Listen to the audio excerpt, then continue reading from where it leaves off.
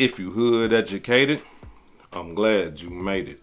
Allow me to unfold my knowledge, wisdom, and understanding from a hood brother's point of view to all of you, here, there, and everywhere. Now check me out. I don't know if it's just me, you guys, but is everybody else taking this hard? I can't even go in the house, like, with my family. Like, we had our own crisis. Like, I am taking this hard because Charlie represents he represents so much to the conservative movement. There's not a person they could have took from us that is more important besides maybe Trump or somebody like that. But that's how important that man is and has been. Just the way he died, doing what he loves, getting shot. For what? For what? What did he do? This is supposed to be America. This is not America. This is not the America I grew up in. It's not. The left has turned this into a scary place for people like me and others that just love our country, right? We're doing the best we can to love God, and Charlie was a man of God, man. The AmFest, he cannot be replaced, and they know this. That's why they came after him. That's why he picked Charlie. It's hard for me. I mean, I've never met him. That's how you know when you've impacted the world, when your death makes people who never met you break down like you're your best, like we were sat at the table together. It's a devastating day. Charlie Kirk sent me a direct message, and I'm going to show you what it said. This is almost 6 years ago exactly now, as of this video. I had not spoken to him in person or on social media. He started the conversation. You know what he said? 3 words. You are terrific. Now bear in mind, this is back before I was blessed with the followership I have now. I had fewer than 10,000 followers on Instagram, very small Facebook presence, wasn't even on TikTok at the time. But the fact of the matter is, this young man, this leader of Turning Point USA, reached out to me and saw something I had done. And he felt so moved that he reached out to me himself to encourage me. And then he went a step further. He invited me to the BLS, which is the Black Leadership Summit Turning Point USA was putting on in Washington, D.C. I told him, transparently, I was in between jobs and didn't have the money to fund my trip. He told me that they had scholarships available and to email him directly, and he'd be able to take care of it. I did, and that's the story of how I got to be a part of the Young Black Leadership Summit, which was instrumental in springboarding me to where I am today. Now, I share that story because he didn't have to do that. And if he was a racist person, why would he do that? I'm so tired of people being besmirched by the tired liberal lie that anyone they don't like has to be some sort of racist. And I'm not immune to this. They call me racist myself. Of course, it's ridiculous on its face, but this is the nonsensical nature of your average leftist.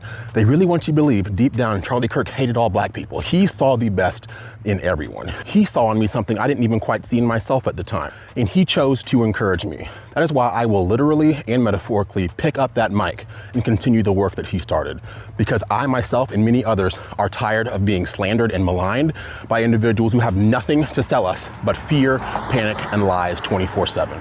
I had to share that story with you. I thought about keeping that to myself, but the more I see him being typecast as some sort of evil person, the more I cannot be silent, and I hope that you will not be silent as well. It is time for action like never before. It is time for voices to rise like never before, and I hope you will join me in that effort. So that is the real Charlie Kirk, the one they don't want you to know, but the one I will continue to remember and honor with my actions into the future. So those are my thoughts. Hopefully you share, and hopefully you get busy as well, because we all have microphones to pick up, and we are all Charlie Kirk. And I want to give Charlie some credit here, okay? Back in 2019, Charlie Kirk helped a lot of young blacks get to the White House. He changed a lot of their lives. A lot of them never imagined going to the White House, and Charlie helped hundreds of young black boys and girls go to the White House. Charlie, thank you for that. Thank you, Charlie. Thank you, Charlie. Thank you, man. So for people who want to call Charlie a racist, kiss my black ass, excuse my language. Charlie Kirk is not a racist. I love this guy, I'll tell you. And, by the way, I have some New York Times reporters for you to talk to. Yeah. I'll talk to them. No, yeah. I've been working with Charlie since 2017. We held the first Black Leadership Summit at the White House for black conservatives to go. Never has happened in the history of the country. Charlie's idea, the white man you talking about, his idea was to galvanize. And you know who helped us do it? For you suckers out there, you know who helped us do it? We got one black man to donate us money to get all those kids out. We pay every single one of their airfare. We put them up in a hotel, and some of them ain't never been to the White House before. Some of them ain't never put on a dress before. They ain't never had an occasion where they can dress up before. We paid for every one of them to get there. One black man gave 20 grand. Who was helping us raise money to get black people to the White House? White people. The man that stood next to me that would go to fundraiser to fundraiser, the woman that stood next to me to go from fundraiser to fundraiser to tell people about the mission that Charlie Kirk started was number white people. And then you turn around, that man ain't never been racist to me.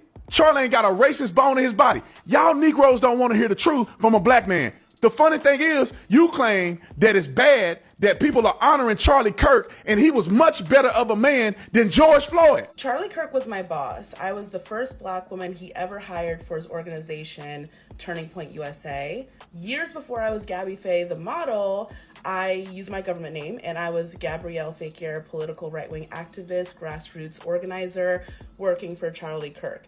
I have since changed my political views and stances on a lot of things. But I do have a few stories from back in my political days that I can share with you. I remember coming off of a political campaign working for another organization when I found out about Turning Point USA. They actually reached out to me because I actually have actually double majored in political science and psychology. That was my pre-law. I was going to law school, but on my graduation day for my first degree, I realized I don't really like school. I'm more of an artist. I'd rather move to LA and like be a starving artist and like do music and acting and stuff.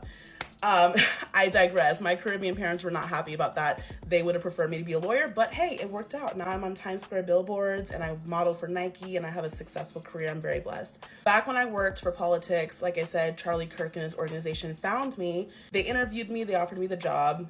I remember the very first day I walked into that room dressed to the nines. I had my suit on. I had my pearls. I had heels on. It was giving Olivia Pope, okay? I had to be on top of things. When you are the only black woman in the room, you gotta work twice as hard. You gotta step your game up. I had a lot to prove, of course. I remember that first day I was walking to my seat for training and Charlie gave me the gummiest, biggest smile. He was so happy that I was there, like, you know, like I was overly qualified for the job. And I remember Turning Point flying us out to Chicago, which is where Charlie's from. We were the outskirts, and they gave us hotel, like a really nice hotel. And we had like the weekend to kind of hang out and just have fun before like the real work start. So it was like 9 p.m. and we all got dressed in our bathing suits, ready to like go to the hot tub. And I remember walking past Charlie and like his group with like me and my group. Like my group was the party group because we just like wanted to have fun. So I remember inviting Charlie. I was like, Charlie, you're gonna go to the hot tub with us? And he was like, nope. And you just knew that this guy, he was keeping his nose clean. He was not trying to mess up or put himself in a position to be judged later on when he's running for president or running for office. So like, you know, like he just had this sense to know that I don't want to be in a compromising position where they could use this against me later in politics because that's how the game goes. I respect it, honey, okay? I was trying to have fun. We were having the time of our lives because like the other coworkers, like we all just got there and we were just like, yeah, like, you know, like, so it was really fun, lots of laughs, good times until it wasn't, okay? And I can get into that as well. But yeah, that was like my first day. You know, fast forward and I can get into details if you guys wanted to comment below what questions you have. I did experience really bad treatment. I did experience racism.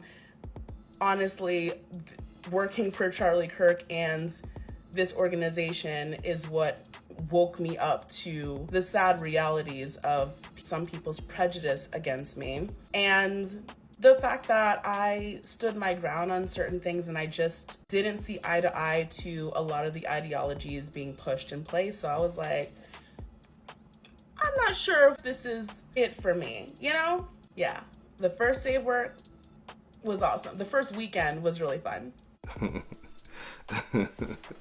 Hey, hey, man, listen to me. It's convincing though. I ain't even gonna lie. Like, I'm talking about, like, when I first seen these brothers speaking so highly of this man and stuff like that, you know, I was like, maybe he ain't racist. You know, maybe I got it wrong. You know what I'm saying? Maybe I could be off a little bit. You know, hood educated ain't the most educated brother on the block, but you know, sometimes I get it wrong. But then I start doing some research, right? Then I start, you know what I'm saying, digging into my old bag and pulling stuff out, you know what I'm saying? And look, just because he had a young leadership black summit, just because he paid for your airplane trip to the summit, just because you was around him for years and you believe in your mind that he ain't got a racist bone in his body, that doesn't mean that a person is not racist or prejudiced. Just because you might feel that they're not, that doesn't mean that. What that could mean is that you have been fooled. That's what that could mean. It could mean that he was cunning enough, he was slick enough to trick your mind into believing that, nah, he's not racist. And we got to understand something about the game. What white supremacists would do. They've been doing it for years. They will put some black people in the forefront and say, speak for me. I ain't got to say it. I'm Charlie Kirk. I ain't got to say nothing. I got these black folks telling y'all what time it is. And that's what he got. He got Black Candace Owens. He got Brandon Tatum, and amongst other brothers and young brothers speaking his talking points. And they don't realize that they speaking white supremacist talking points. But being that they have been manipulated mentally, they don't even give a damn. But allow hood educated to break it down, because, you know, as you can see in the videos, you know, they speaking Charlie Kirk, he's the man, and white chocolate and all this old type of stuff. So let's take a history lesson real quick. Let's go back into slavery times. Now, I know white supremacists, I know y'all want us to forget about slavery. I know that happened 100,000 years ago, and y'all, we should get over it and we should forget about it and stuff like that. I understand all that. But unfortunately, we're not going to forget about that. I mean, we can't, right? That is a part of American fabric. Now, back in slavery times, you had white, racist, prejudiced men and women and children who lived amongst their slaves. And white prejudice, men, women, and children will have these slaves working in cotton fields, tobacco fields, farming. Not only just that though, not just working in the fields, they will have these black people, some of them, working in the house, the good niggas. They will have them working in the house, ironing massa clothes, cooking massa food, feeding massa babies, watching the kids for massa. Yeah, all that. When massa wants some sex, he go have sex with one of the women, whoever he wanted to, one of the kids, whatever. Right? But, you know, according to the people the black people that was living in the house with Massa was a good guy. Massa was good. Even though Massa would enslave their people and have them other people out there in the field working to death, and when they get out of line, beat them to death, Massa was a good Massa. Because Massa allowed the niggas in the house to wear his clothes. Yeah. To sleep close to the house. Yeah. Have some type of authority. You know, he can tell the other slaves what to do and what not to do. Yeah, Django type demonstration. Yeah, y'all remember that movie? Django, yeah. That type demonstration. Stephen. Y'all remember Stephen in Django? Samuel Jackson? Yeah. Y'all remember him? Remember? Who was that nigga on that nag? You see what I'm saying? He mad because Jamie Foxx riding a horse, you know. And then he's like, you can't sleeping on them beds and all that. Don't sleep in those sheets. Niggas can't do that. Yeah, that still happens today. Now, my point that I'm trying to make that, you know, all these brothers is speaking up for this man because they saying out they mouth that, man, he can't be racist. How could he be racist? He did this, he did that, he did this. Well, didn't the white prejudiced slave owners feed they slaves, clothe they slaves? When they slaves got sick, brought them back to health, allowed the slaves to have babies, put shoes on them. When the winter time came, made sure they was nice and warm. Huh? Yeah. So just because a prejudiced person or a racist person allow you to do something, that doesn't take away from their racism. You got to understand something. The reason why he brought all those 400 young black kids to the White House, he got a goal. I need all 400 of these black kids to speak for me,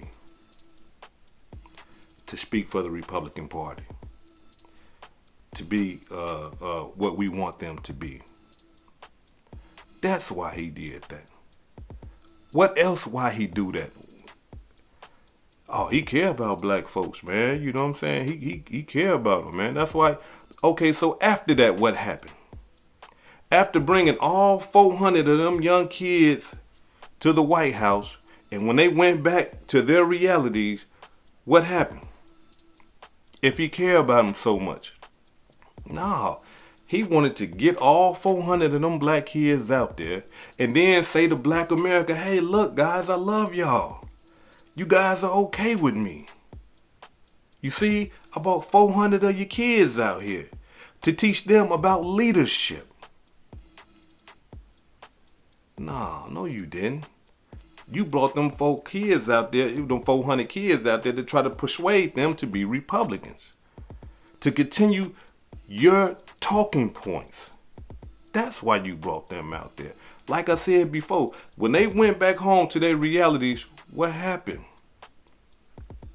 What was the benefits of going out there? Y'all got a chance to get into the White House and put on a suit and put on a dress. And now that's enough.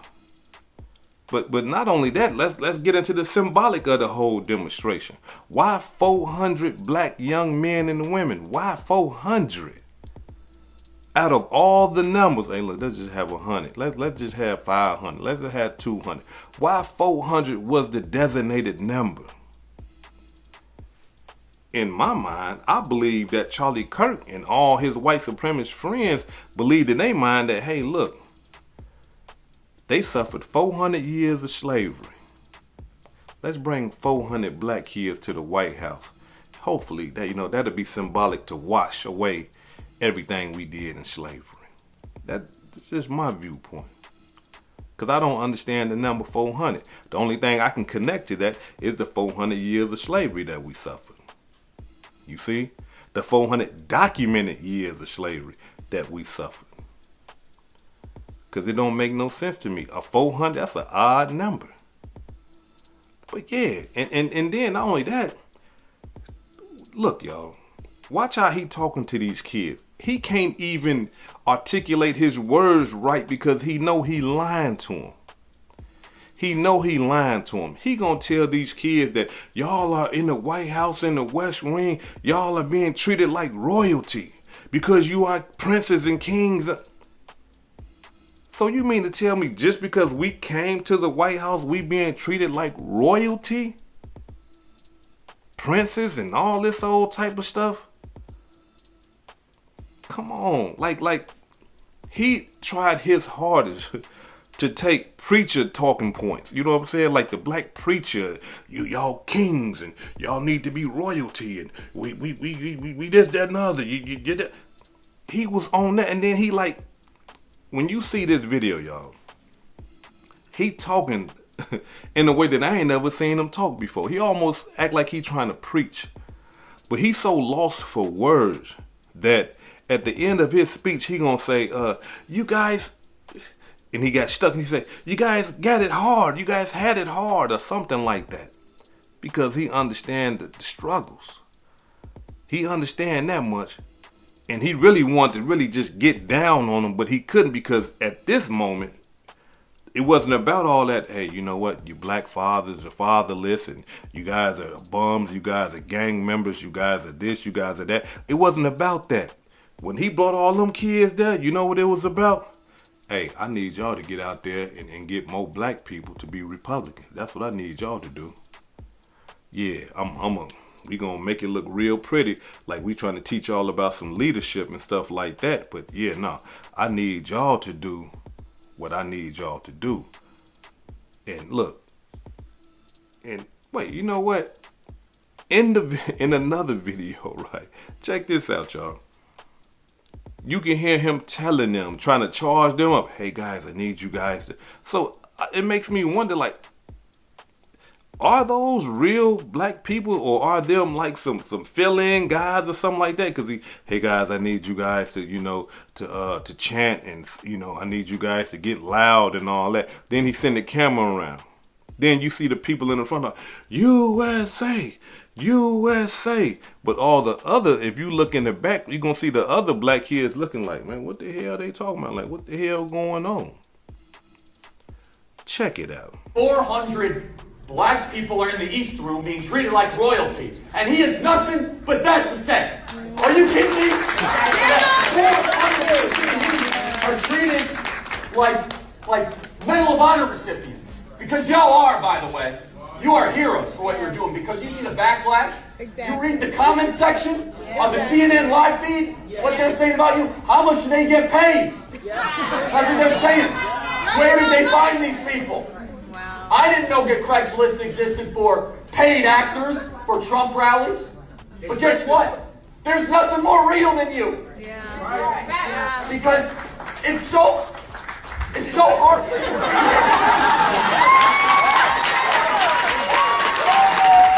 Do a video first. Everyone cheer. Let's go.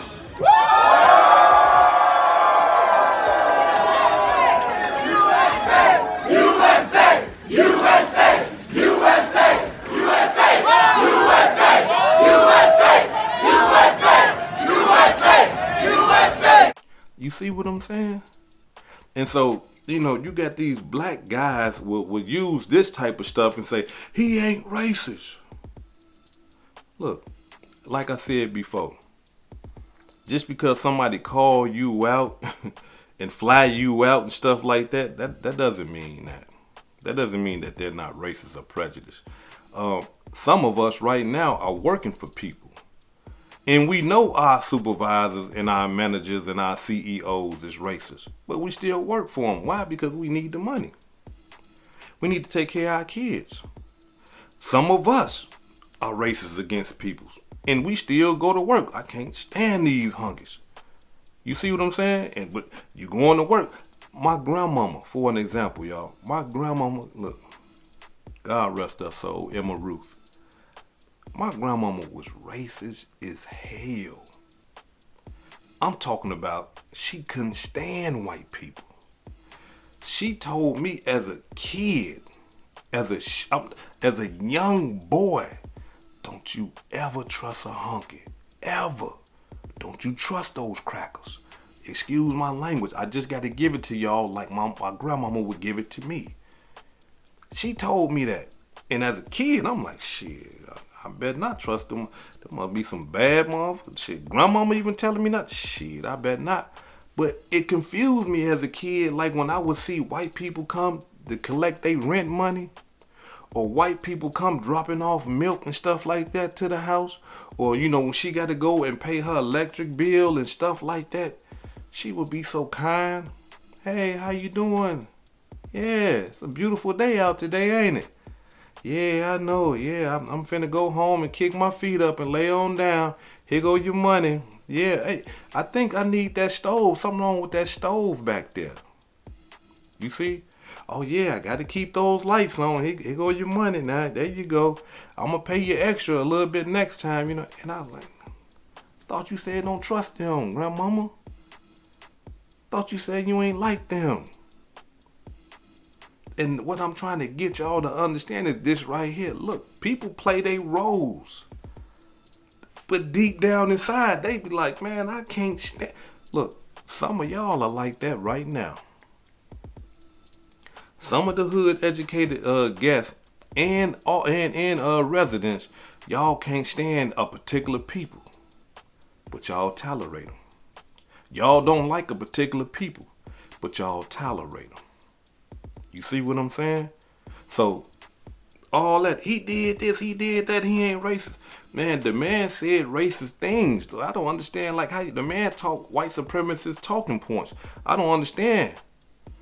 But when you manipulate somebody to the point where they can't see it, then ain't no help for them. Because let me tell you something. To all the black conservatives that believe in his talking points, Charlie's talking points, if America was to flip right now today, guess where you gonna be at? With all that good talking that you're doing. Guess where you gonna be at? You gonna be on the boat with me, standing next to me. Yeah, that's what you gonna be. You gonna be on that same boat. Get them up out of here. Send them back to Africa. You're gonna be on the boat, and you're gonna be looking at Master saying, "But Master, I served you so well. I said everything you wanted me to say. I don't like black people. I hate them." And he gonna say, "Yeah, thank you. We appreciate that, boy. But you get on that boat with your kind. You can't survive down here around these parts. We gonna hang you. We gonna kill you. So now go on now." Yeah, that's where y'all gonna be. You coming with me. Now, before I depart, allow me to say this right here. I'm not a Democrat. I'm not a Republican. I don't subscribe to neither one of them, and let me explain to y'all why. I don't believe that the Republican Party or the Democrat Party was designed for African American people. I believe that it was designed for the people that plays the roles, the major roles in both of those parties. Now, if you are part of the Republican Party, if you are part of the Democrat, hey, look, that's your thing right there. But I don't subscribe to either one of them. If I had my way, I would hope and wish that African Americans will establish their own independent party. And I would hope that all 47 million of us could vote one way in a voting block. And the reason why I say that is this right here. The African American vote is like a pendulum. It swings like this. And if the African American vote can say, hey, look, we're going to go left, that African American vote has the potential to win elections. If it says, let's go right, that African American vote has the potential to help white people win elections. And that's where our power comes from.